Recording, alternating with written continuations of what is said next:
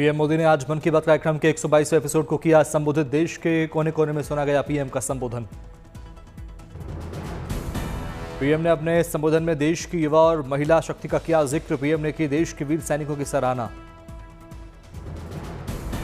PM Modi ने कहा, आज पूरा देश आतंकवाद के खिलाफ एकजुट है। आतंकवाद को खत्म करना हर भारतीय का संकल्प है।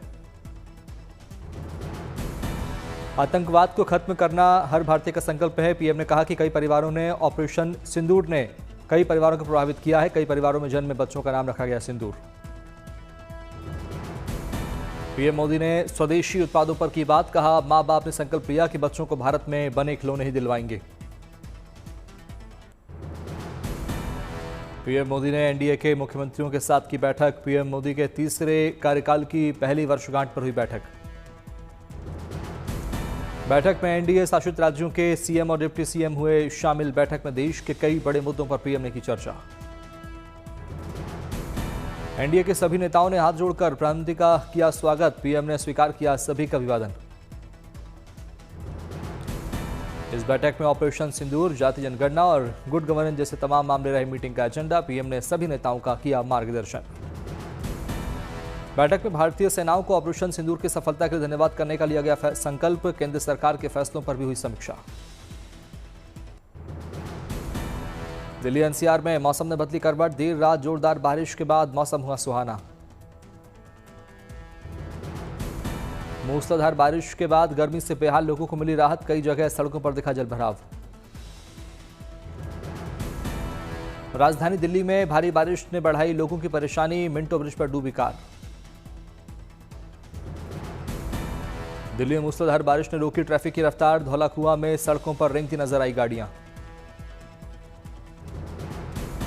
राजधानी दिल्ली के नानकपुरा अंडरपास में भरा पानी। आवागमन में लोगों की बड़ी परेशानी।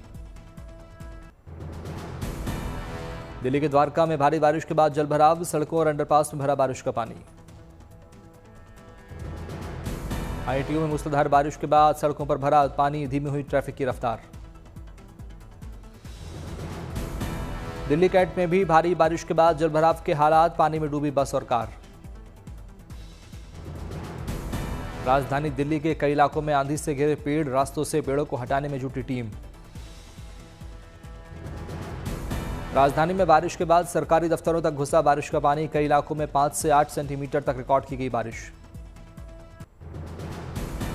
दिल्ली में आज भी बरसेंगे राहत के बादल। मौसम विभाग ने आने वाले 24 घंटे में हल्की से मध्यम बारिश की संभावना। राजधानी के कुछ हिस्सों में तेज हवाएं चलने की चेतावनी। विशेषज्ञों का अनुमान, यह बारिश प्री मानसून एक्टिविटी का हो सकती है हिस्सा।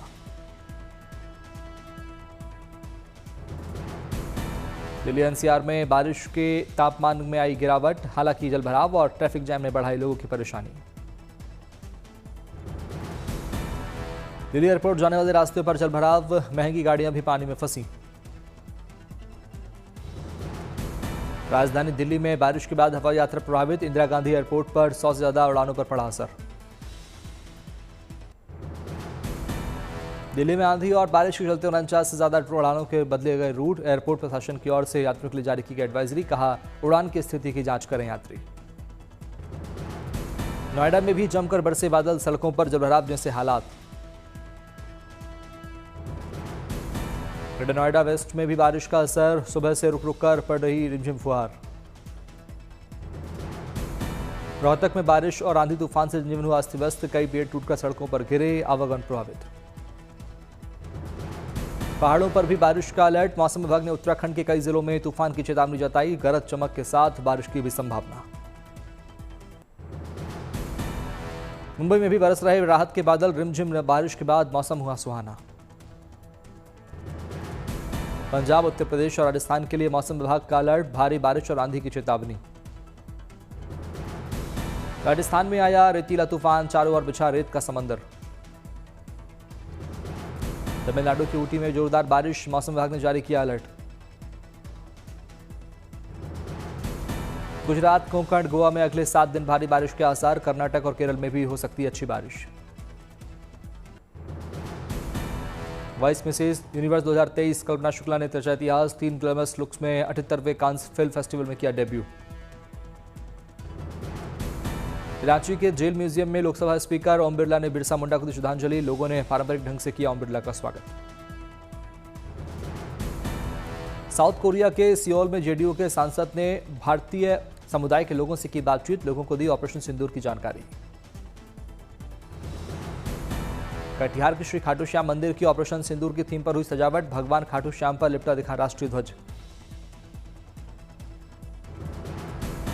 केदारनाथ यात्रा पर पथ पर मिल रही सुविधाओं से प्रसन्न दिखे श्रद्धालु। लोगों ने की प्रबंधन की तारीफ। दुनिया में फिर बजा भारत का डंका। दुनिया की चौथी सबसे बड़ी इकोनॉमी बना इंडिया। भारत ने जापान को भी पीछे छोड़ा। नीति आयोग की ओर से दी गई जानकारी। $4 ट्रिलियन हुई इंडिया की इकोनॉमी। अब सिर्फ अमेरिका, चीन और जर्मनी की अर्थव्यवस्था है भारत से आगे।